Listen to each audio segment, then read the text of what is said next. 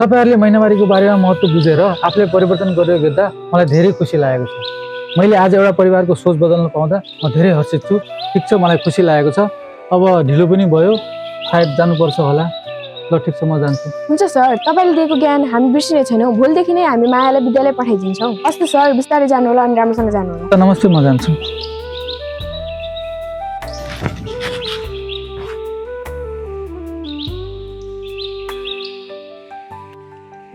ए बुहारी, हेर त नानीको शिक्षकले त्यहाँ चौतारा काटे कि नाइ। हुन्छ बुवा, म हेरेर आउँछु।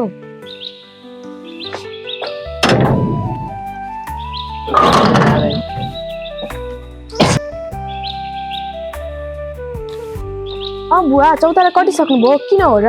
बुहारी, त्यसो भए सुन, यो नानीलाई तुरुन्तै छाउगोठमा राखिहाल। ओ बुहारी, हामीले तिम्रो शिक्षकले कानुनका ठुला ठुला कुरा गरेको हुनाले पो उनको कुरामा हमा मिलाएका हौ।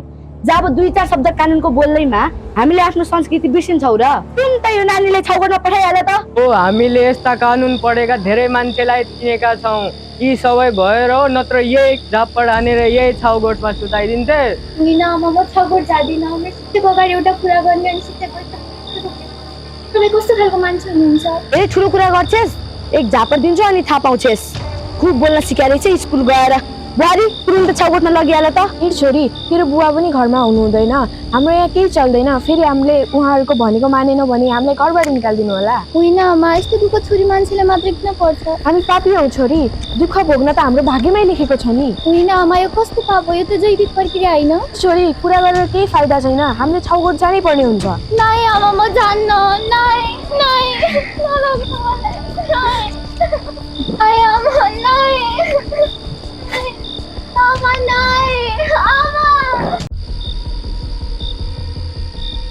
ए हो, त्यही कोर्टमा रहेछ। ल ठिक छ, त्यसो भए आज राति हामीले काम गर्नुपर्छ केटा। ल तिमी 10,000 रुपियाँ ल्या, आज त्यहाँ पाठ लाग। हामी पनि गयो केटा।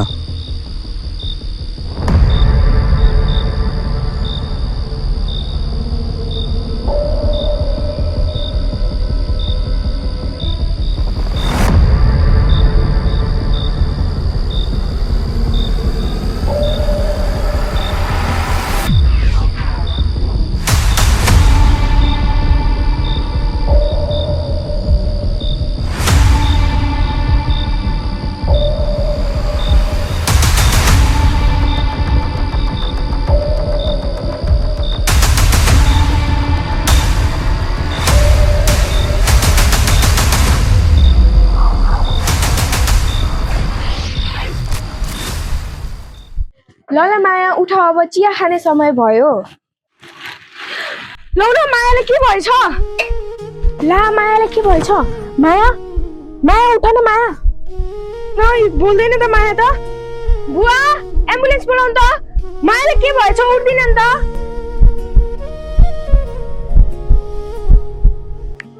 हेलो असय साहब, नमस्कार। हेलो, के समस्या होला? एउटा घटना भएको छ, तपाईले तुरुन्तै पुग्नु पर्यो। ल हामी आइहाल्यौँ। हल्ला साहब, गाडी निकाल्नुहोस् त। अनि एउटा महिलाको पनि आवश्यकता रहेछ, हजुर पनि आउनुहोस्। हुन्छ सर।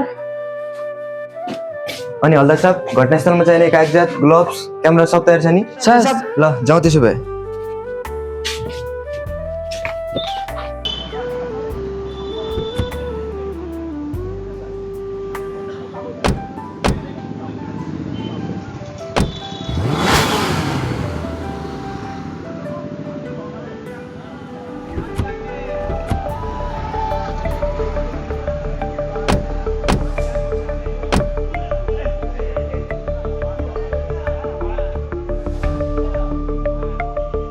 नमस्ते, मैले नै हजुरलाई फोन गरेको थिएँ, आउनुहोस् यही गर्नु। जाउँ। पीडित र उसको परिवार चाहिँ कहाँ नि? पहिला चाहिँ प्रहरी अस्पतालमा भर्ना गरिसकेको छ। घटनास्थल चाहिँ यही हो। टोली छानबिन गर्नुहोस् त, केही परार फेला पर्छ कि?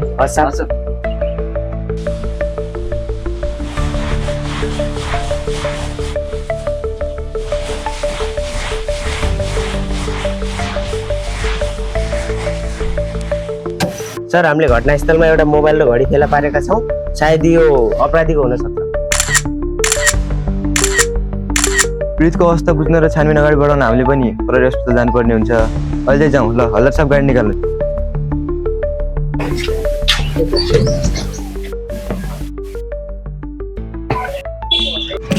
को फोन आएछ अहिले?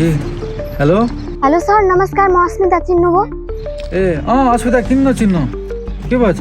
सर अस्ति हजुरले मायाको घर गएर उनीलाई छाउगोठमा नराख्ने भनेर सम्झाउनु भएको थियो नि, उनीहरूले त फेरि छाउगोठमा राखेछन्। हिजो राति के पो भएछ अनि उसले प्रहरी अस्पताल लगेका छन्। हजुर पनि त्यहाँ आउनुहोस्, म पनि त्यही जान्छु। ए हो र? ल म तुरुन्त हस्पिटल आएँ। ल फोन राख।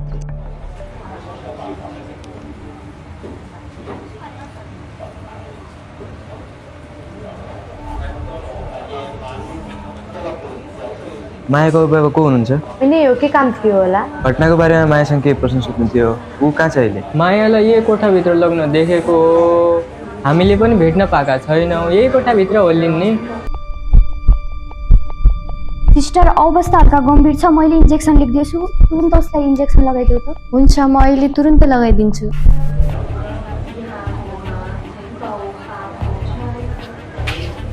डाक्टर साहब, मायासँग घटना सम्बन्धी केही कुरा गर्नु थियो। उसको अवस्था कस्तो छ अहिले? उपचार जारी छ, हामीले सक्दो प्रयास गरेका छौँ। अहिले उनी आइसियुमा छिन्, कसैलाई भेट्ने अनुमति छैन। हुन्छ त डाक्टर, त्यसो भए म अब मायाको अभिभावकसँग नै कुरा गर्छु। सिस्टर मैले भनेको इन्जेक्सन दियो? डाक्टर अहिले ठिक छ, सुधार हुँदैछ, अवस्था स्थिर छ। तपाईँहरू तिनटै बाहिर आउनुहोस् त, केही कुरा गर्नु छ।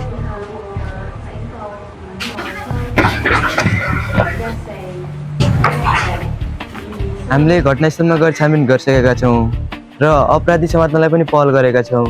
तर सबैभन्दा पहिले गल्ती चाहिँ हजुरहरूको नै देखिएको छ। हामी अपराधी भनेर कुन संविधानमा लेखा छ? हेर्नुहोस् बाजे, मुलुकी अपराध संहिताको धारा 168 अनुसार हजुरहरूको गल्ती प्रष्ट छ।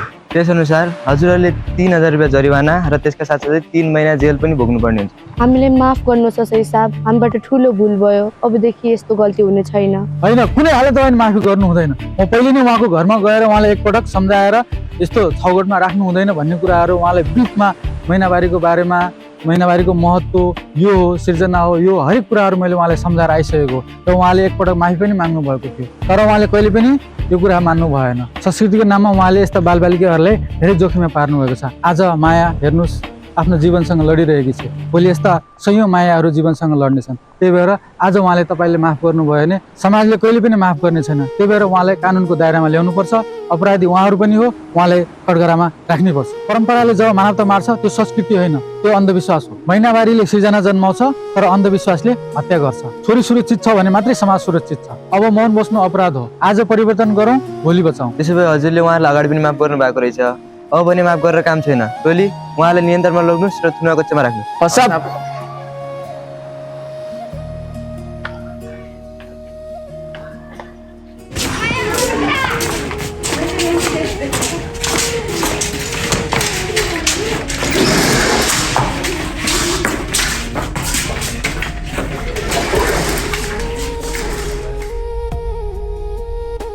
महिनावारी पाप होइन, यो प्राकृतिक नियम हो।